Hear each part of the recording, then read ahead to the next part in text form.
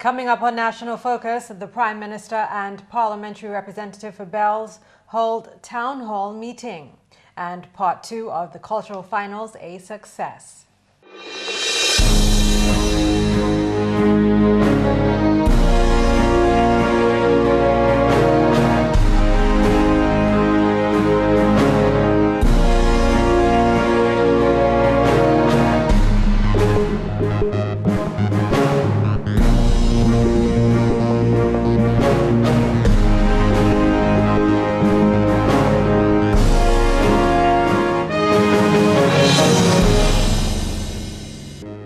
Welcome to National Focus. I'm Fontaine. And I'm Jarna Hector. Thank you for joining us. In the headlines, new minimum requirements for state college lecturers. And Minister for Culture encourages all Dominicans to participate in the independence celebrations. Stay with us as we bring you these stories and more when National Focus returns.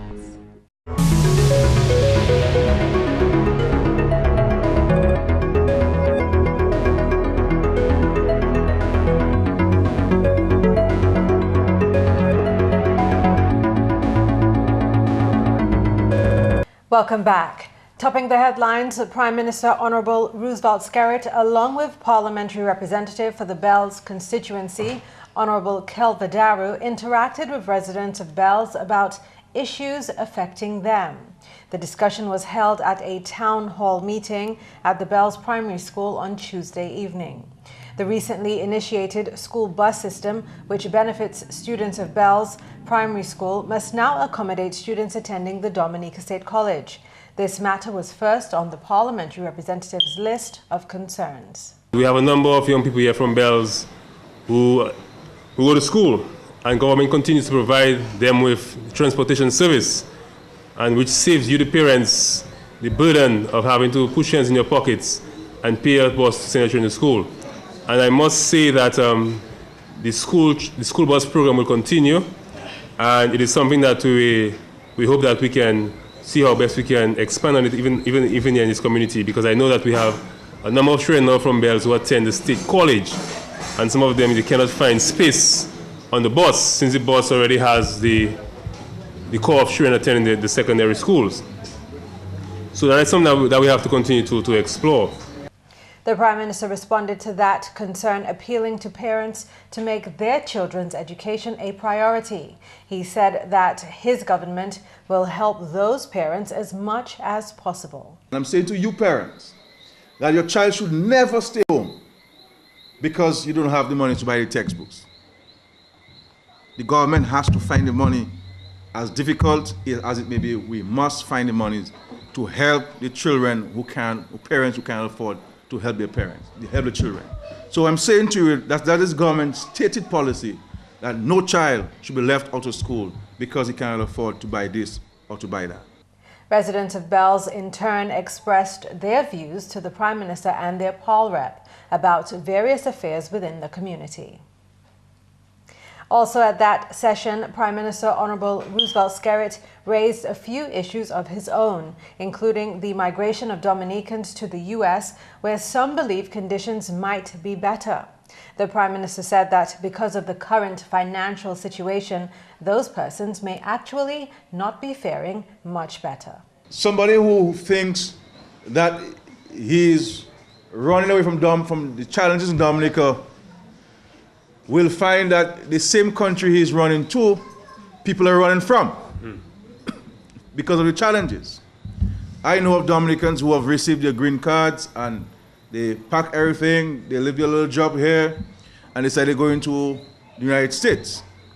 And I know they've been sitting in the United States for no fault of theirs for a very long time, cannot find work. There are people who have PhDs and master's degrees and first degrees and what have you in the United States who just can't find work because of the challenges confronting the economy of the United States of America. The Prime Minister then made a comparison between the state of affairs in Dominica and that of the United States. You've heard President Obama have said on countless occasions that he has tried all sorts of things and they have not really worked. And he wakes up in the morning and is up late at night asking himself, what else can I do?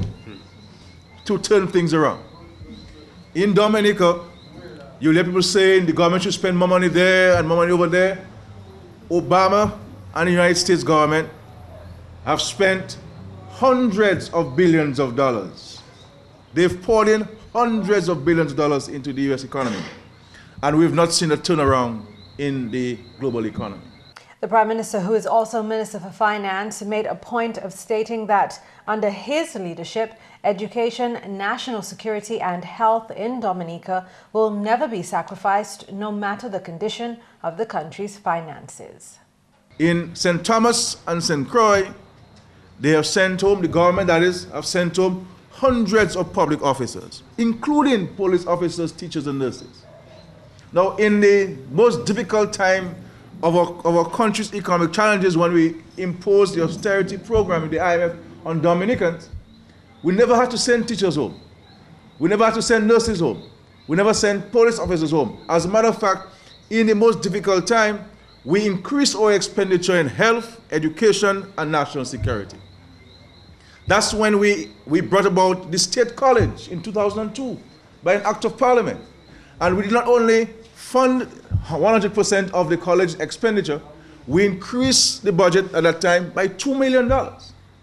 That's at the height of our economic challenges, because the government recognized that in education, in health, in national security, we cannot compromise those areas. And notwithstanding the challenges we were facing, we had to maintain those vital areas. In other news, Acting Minister for Education, Honorable Kelva Daru, has declared the Dominica State College as a leader in tertiary education in Dominica. Honorable Daru, speaking at the DSC's 10th commencement ceremony on Monday, further stated that the college is demonstrating rapid growth based on enrollment increases and graduation numbers. The acting minister used the forum to announce a move to up the teaching standards at the college by raising the minimum education requirements for lecturers. The DSC has as its mandate the promotion of excellence in teaching and learning. To this end, a decision has been taken to make it mandatory that a master's degree is the minimum qualification for all lecturers. The Ministry of Education and Human Resource Development is fully supportive of this policy, as it ensures that skilled personnel are on staff to meet the challenges of the academic excellence and institutional advancement. It is also heartening for me as Acting Minister of Education that the focus on quality education, teaching and learning at this tertiary level institution mirrors my ministry's emphasis on the absolute necessity for effective teaching and learning in our schools. Honorable Kelva Daru explained that the decision is part of the Ministry of Education's strategy to help every child succeed.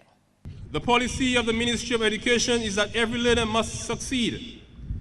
This is in keeping with the mission statement of the newly implemented OECS Education Sector Strategy, which mandates that all citizens at every stage of their learning journey, from early years to adulthood, should be able to reach their full potential and be successful in life, at work, and in society. The graduating class of 2012 made State College history by being the first graduating class to exceed 300. Partnering for further development and progress, the theme for this year's Independence was highlighted by Parliamentary Representative for the Grand Bay constituency, Honorable Justina Charles, when she addressed Part 2 of the Cultural Finals on Tuesday. Let me say, as we celebrate our 34th anniversary of independence, under the theme Partnering for Further Progress and Development, it means, therefore, that there is a call for us to work together, to work in harmony, to work in support of each other in order that we can continue the development of our sweet Dominica. The minister also commended all of the young people who are involved in culture. She says their contributions are valuable towards the preservation of the country's rich heritage. I want to applaud the many students who are here, the many young people who are here participating in this activity. Next year, I expect you to come even stronger so that you can really show that you really understand what it is to preserve our culture and to keep it alive.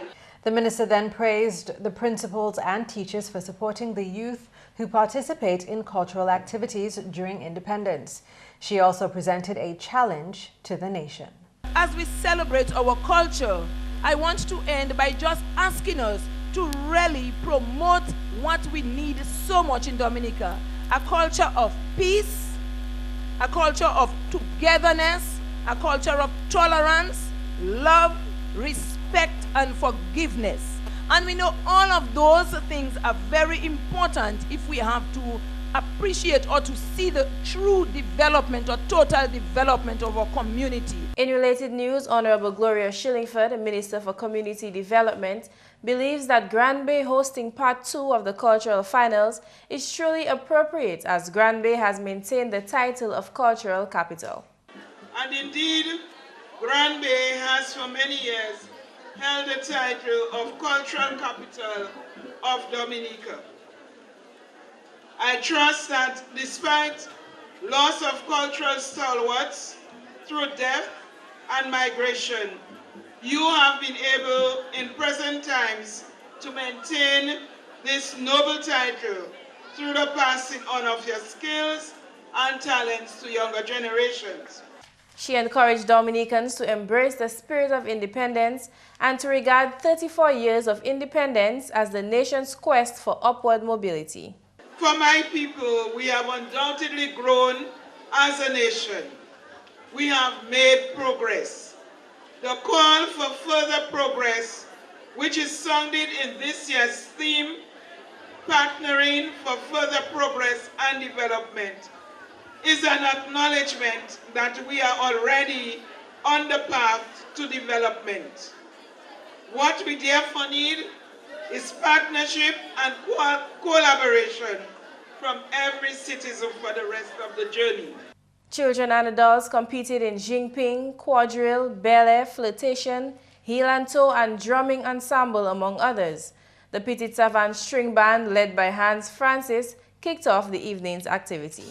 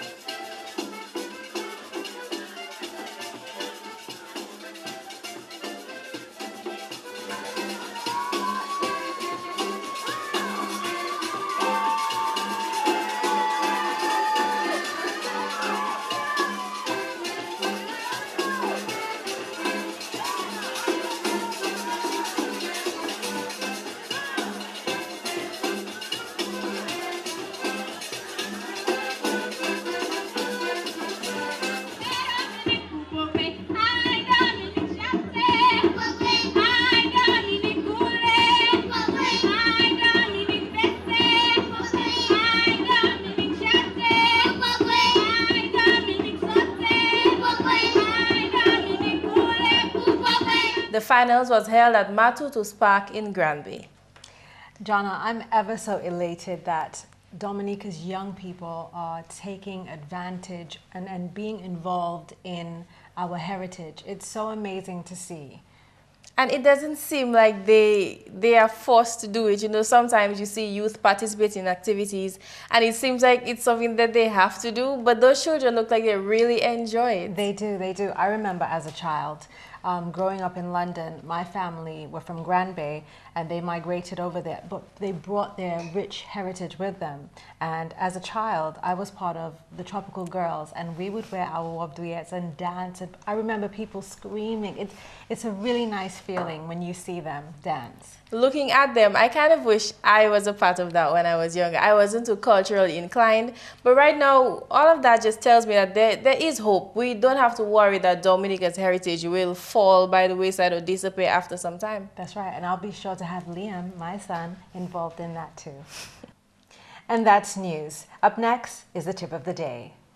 Hello, I'm Felix Anderson. Good afternoon, and I'm here to tell you why it's better to buy your bag bread looking like this and not like Jabasak, a pig in a book, a cat in a bag. Come on, if it's bagged, it's got to be tagged.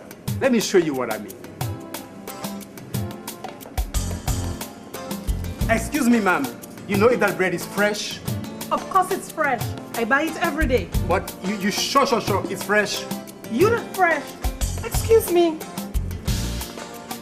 Hey, but look at, if it's bagged, it's got to be tagged.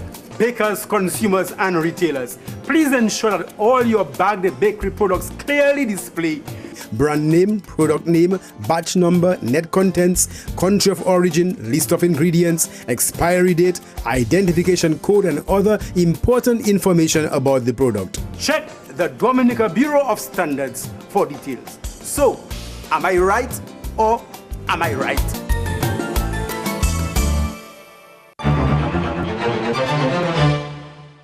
Time now for your tip of the day. In today's tip, we'll discuss how you can make time for yourself. Sometimes life is just so hectic that by the time you've worked your way through all the tasks in the day, there's no time to devote to yourself. Even if you get up earlier or go to bed later in an attempt to extend your day, it may still often seem like there's not enough time for you to do everything. And when that's the case, the first thing you usually give up is your you time. So here's what you can do. Make a conscious decision to allocate time for yourself. It can be 10 minutes during work to just do nothing and breathe. The second thing you can do is to stop procrastinating.